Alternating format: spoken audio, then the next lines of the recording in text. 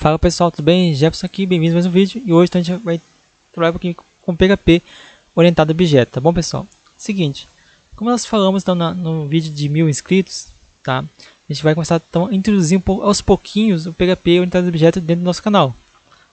Para a gente poder também trabalhar com PHP orientado a objeto, nós precisamos fazer o seguinte, precisamos ter uma didática, tá?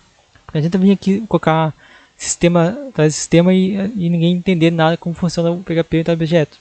Então, eu peço um pouquinho de paciência de vocês em relação a isso, porque muitos que estão vindo, muitos que estão chegando no canal, não sabem PHP orientado a objeto.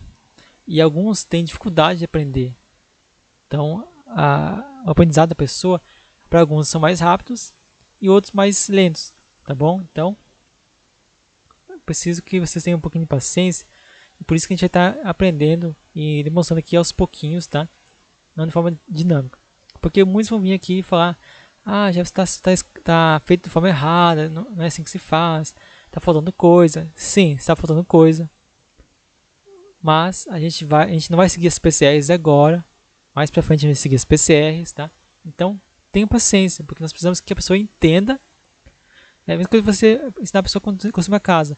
A pessoa tem que aprender primeiro a fazer uma massa, né? Quanto vai de massa, quanto vai de areia, quanto vai de brita. Para depois você saber ali assentar tijolo, tá? Depois que você aprender a assentar tijolo, você aprender então a rebocar, e assim por diante, aos pouquinhos, tá bom?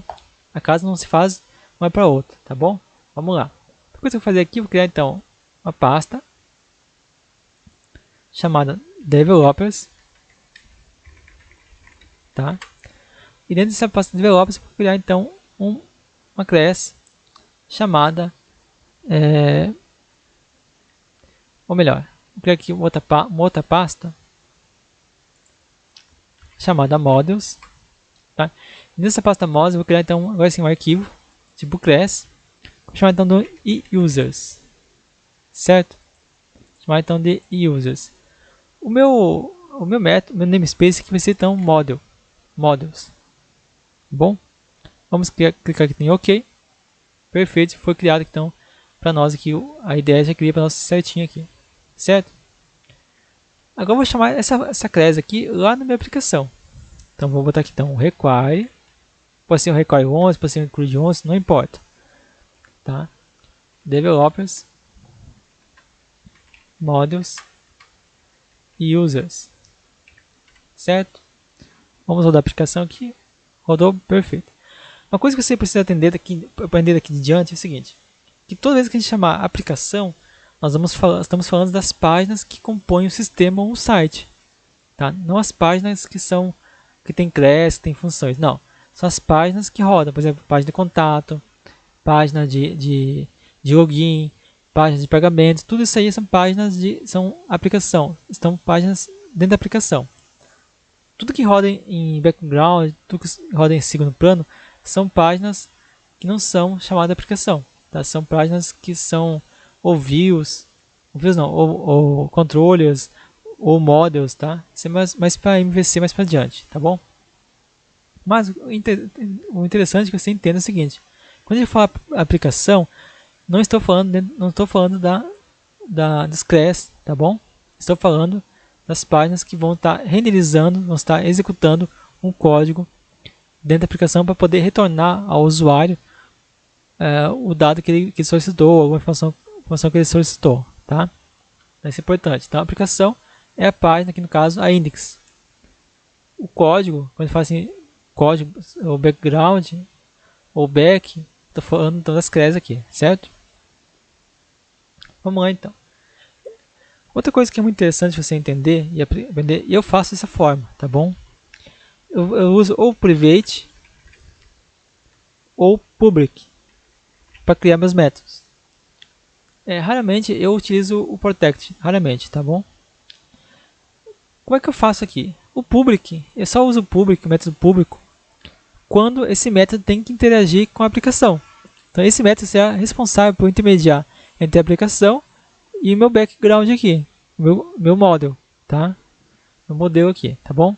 Então sempre que a gente for chamar algum método aqui na aplicação, a gente vai usar então esse método aqui como público. Quando a gente for criar então um método que vai ser só interagir só com a class, a gente cria um método tipo private, tá bom? Então o private nunca vai ser você vai conseguir chamar ele dentro da aplicação, somente o método público. É a mesma coisa que você quer falar com uma autoridade, você não vai conseguir falar com ela diretamente, tem que ter um intermediário aí. Esse intermediário aí é o secretário. Então vamos baseando nesse exemplo, nessa analogia. Se você quer chegar mostrar, dar uma sugestão, por exemplo, de maioria na sua cidade para uma autoridade, você tem que chegar até o secretário e falar assim, ó, eu quero que você me leve, eu quero que você leve esse documento até o responsável. Aí então esse responsável, que é o secretário, leva até a autoridade. Basicamente isso é isso. Você seria a aplicação pedindo uma ação, uma operação. O secretário seria o público, o método público. E o private seria a autoridade que você está querendo ter acesso. Aí vai te retornar, essa autoridade assina, por exemplo, assina a sua petição, um exemplo. Aí retorna para o secretário retorna para você, ó, tudo certinho. Entendeu? Então o público vai fazer essa intermediação de você com a class e os outros métodos private aqui, certo? O que a gente vai fazer aqui? Eu vou criar então um método público, no public function users, certo? Aqui eu quero então um user. Eu gosto de usar maiúsculo, tá? E eu ponho então return da seguinte forma: meu nome é, aí eu ponho então o user aqui, certo? Vamos rodar aqui a aplicação, não deu nenhum erro, isso quer dizer que está funcionando por enquanto. Agora o que eu vou fazer aqui? Eu vou criar então um objeto, onde eu vou transformar esse objeto então de models users ponto e vírgula, tá? Lembrando que você tem que criar dessa forma aqui, tá bom? Por quê? Porque antigamente a gente só chamava a class e já criava todo o resto aqui. Não precisava criar o namespace. Então o namespace ajudou bastante a gente a ter melhor dinâmica, né? E entender de onde está saindo esse método aqui, esse objeto aqui, tá bom? Feito isso então, eu vou criar aqui, ó, name igual a user, chamo então o método público user ponto e vírgula.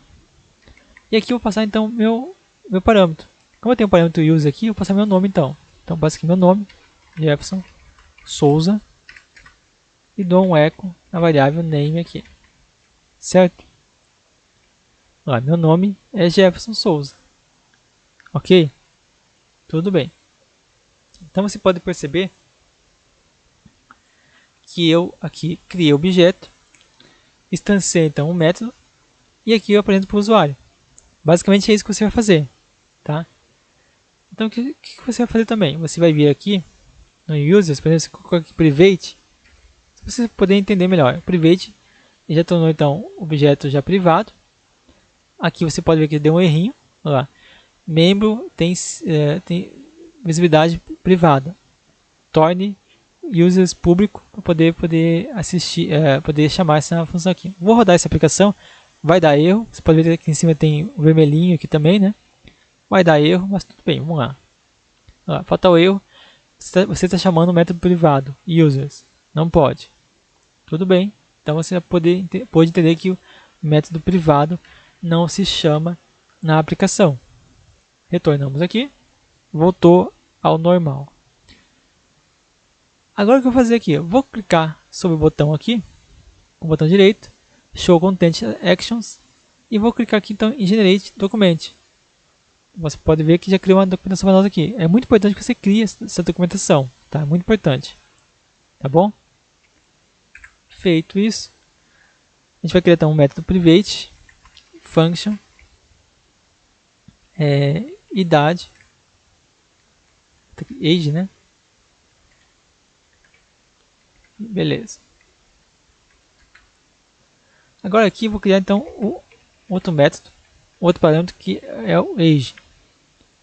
Aqui então tem o age. E aqui eu vou chamar então.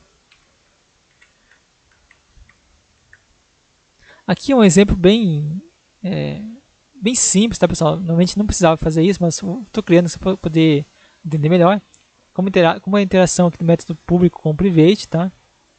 Então vou botar aqui, ó, return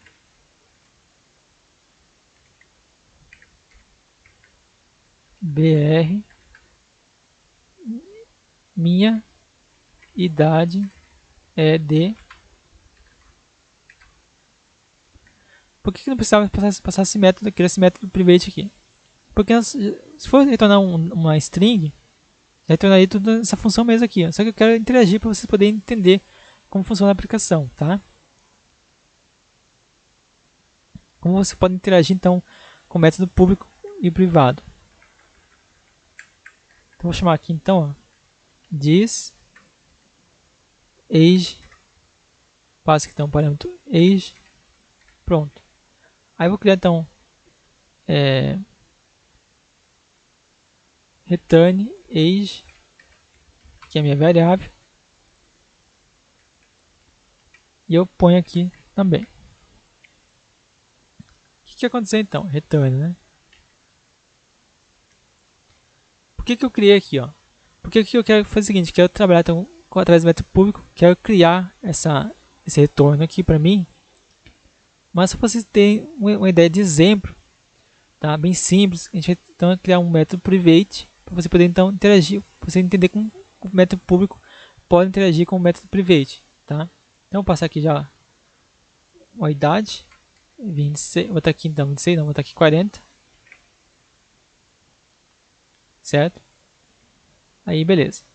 Ao clicar aqui, você vê aqui, ó, meu nome é Jefferson Souza, minha idade é 40, certo? Então você pode perceber que o método público então ele interage com a aplicação, como eu já falei. Você não precisa criar um outro método aqui para poder estar aí público. Poder criar pode, mas aí não fica dinâmico. Eu prefiro criar um método só, ou às vezes alguns sistemas, algumas aplicações você criar mais de um método público, tá? Mas normalmente, quando possível, eu crio só um método só público e passo todos os parâmetros dentro desse método. E aí depois eu faço então a interação desse método público com os métodos privados dentro do meu back-end aqui, tá bom? Aí você fala, se eu quiser colocar um outro método private, posso colocar? Pode, vamos criar um outro método private que você poder então entender como funciona a aplicação. Vou botar aqui então function, só tirar esse espaço aqui. Vou botar aqui então city, tá? Aí eu venho aqui, passo a minha informação aqui, ó. Então bota aqui cidade, tá? Cidade aqui. Então retorno, copio esse código aqui. Ganha tempo, ficar muito grande, né? Depois moro na cidade, ou melhor, no município, né? Município de. Aí eu ponho city. Então já passa aqui meu city também. Eu preciso trazer ele para cá.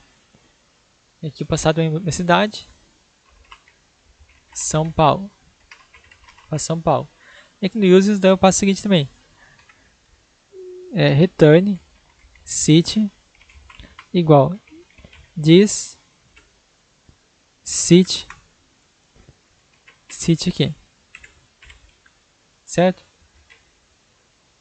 E aqui então já passo também no meu retorno, no meu public return city aqui. Então estão percebendo, pessoal, como é tranquilo mexer com PHP no objeto? Você tem a função pública, onde você passa todos os parâmetros que você quer trabalhar dentro dessa aplicação, com o back-end. Tá? Então, ou seja, você tem então, quer trazer então os dados do nome do Jefferson, a idade e a cidade que ele mora. Aí eu trago para esse método público. Esse método público então interage com as funções privadas aqui. Tá? Vamos rodar a aplicação. Deu um errinho. Tá, já sei. Aqui passei. Cidade. Tá bom, já sei que é. Aqui é city. Se você viu esse erro, você tá esperto, tá entendendo o que está acontecendo aqui na aplicação. Rodamos aqui. Mora no município de São Paulo. Perfeito, pessoal? Acho que por enquanto isso aqui já está suficiente para você entender. Tá? Então, o que eu recomendo você fazer? Faça aí umas tarefas, faça umas atividades nessa casa, tá, com essa aplicação aqui, dessa forma assim, tá? Por quê? Porque você cria então uma outra aplicação, um outro exemplo, você vai trabalhando criando novos métodos privados e vai trabalhando com ele aqui. Assim você vai poder então entender melhor. Porque nada melhor que a prática, tá pessoal? Só ficar assistindo a aula não vai ajudar você em muita coisa. É importante que você pratique também. Se você gostou dessa aula e deseja ter mais aulas como essa, então você tem que se inscrever no canal, ativar o sininho de notificações, para você poder então ter mais interações do YouTube aí, sinalizando você que temos uma aula nova sobre PHP e objeto. Perfeito, pessoal?